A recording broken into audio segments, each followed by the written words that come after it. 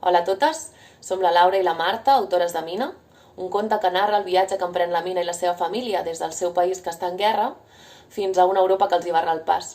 Aquesta història és la fusió de la història de dues famílies, la de la Mina i la de la Mahabat, però podria ser la història de qualsevol família que ha de deixar el seu país per emprendre un viatge incert i ple de perills cap a un lloc suposadament idíl·lic. Fa molt poquet ha sortit la segona edició en català del conte i la primera en castellà, i ens fa moltíssima il·lusió.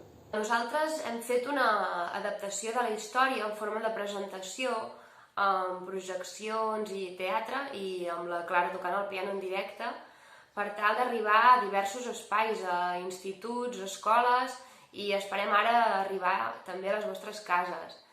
Esperem que la història de Mina formi part de vosaltres i que la compartiu perquè arribi ben lluny. Una abraçada.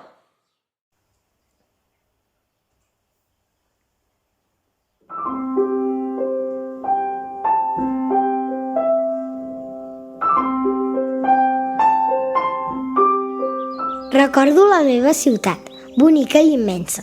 Segur que us agradaria molt, plena de places i bonics edificis. Recordo casa meva, compartint habitació amb la meva germana petita, que plorava sovint, però que té el somriure més bonic que mai he vist. Amb els meus 3 germans grans, que sovint sortien, feliços amb el que feien, que no sé ben bé el que era. Recordo el menjar de la mare. S'estava hores a la cuina, que desprenia una olor difícil d'oblidar, plena d'espècies. Jo només desitjava que sortís i ens avisés a tots que el menjar estava a punt i poder-ne gaudir. Recordo que el pare arribava tard de treballar, però que quan ho feia anava corrents a saludar-lo i em petonejava tota la cara. Estava feliç d'arribar a casa. Recordo les tardes al parc, sota un sol immens, jugant amb els meus, mentre la mare no em treia l'ull de sobre des del banc, parlant amb les veïnes.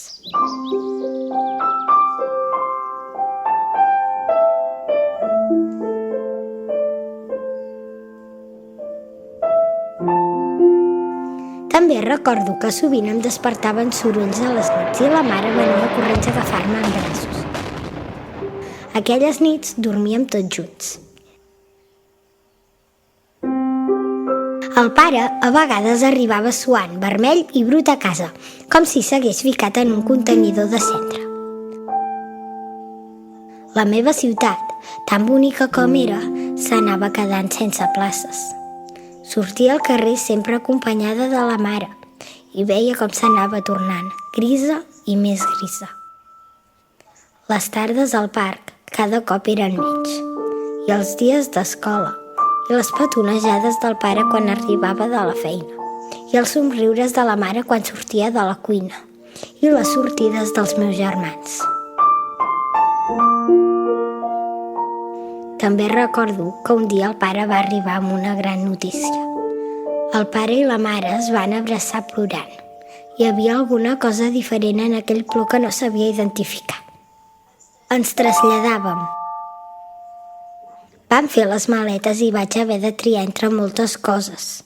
No m'ho podia emportar tot. Era un lloc molt llunyà i molt més bonic que casa nostra. Pensava que devia ser un lloc molt bonic, aquell lloc, si era més maco que casa meva.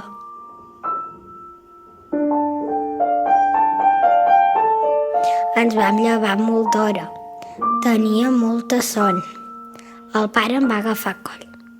La mare duia la meva germana, que plorava desesperada. Devia tenir gana o son. Vam sortir de casa i encara era de nit. Vam arribar al port. Estava ple de gent. Una barca molt gran ens esperava.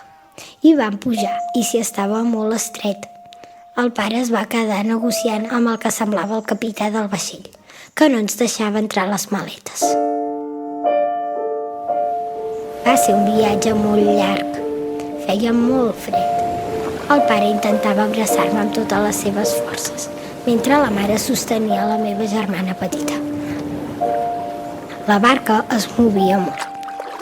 També recordo que de cop va començar a entrar aigua per tot arreu. La barca s'enfonsava. L'aigua estava gelada. El pare no em va deixar anar en cap moment, però vam perdre de vista la mare amb la meva germana i els meus germans. El pare va aconseguir enfilar-me sobre un tros de barca trencada. Una bona estona després, un grup de gent ens va començar a treure de l'aigua.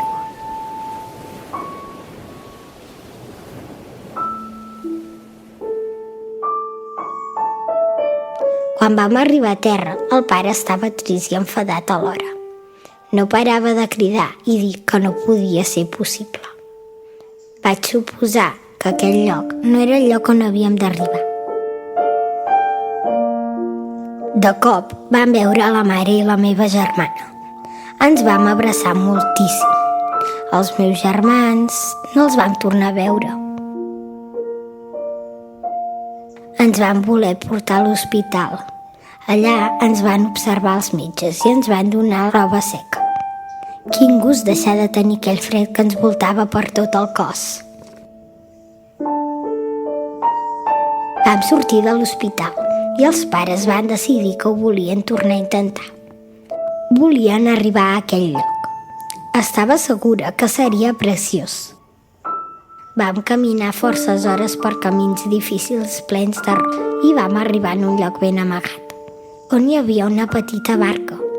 Jo no hi volia pujar, no volia tornar a sentir aquell fred, perquè era tan difícil anar a viure a un altre lloc. Vam començar a veure el que semblava que era terra. Ens esperaven un grup de persones vestides iguals i amb altres barques que ens cridaven. Pensava que tenien moltes ganes que arribéssim. Ens van ajudar a baixar i van rescatar molta gent que seguia al mar. La gent cridava i feia fred, molt fred. La meva germana, petita, plorava i plorava. Ens van donar mantes. Vaig mirar els pares. Els havia canviat la cara. Em va semblar que aquell cop sí. Per fi ho havíem aconseguit. També recordo que vam passar dies i més dies en una fila que em pensava que no acabaria mai. Després, una llarga excursió ens esperava. Arribem. Què els havia passat pel cap als pares per voler anar a un lloc com aquell? Hi havia molta gent. Havíem de fer cues llarguíssimes per anar al lavabo, cues per agafar menjar i cues per banyar-nos. I no sempre ho aconseguíem. Per sort, hi havia molts nens.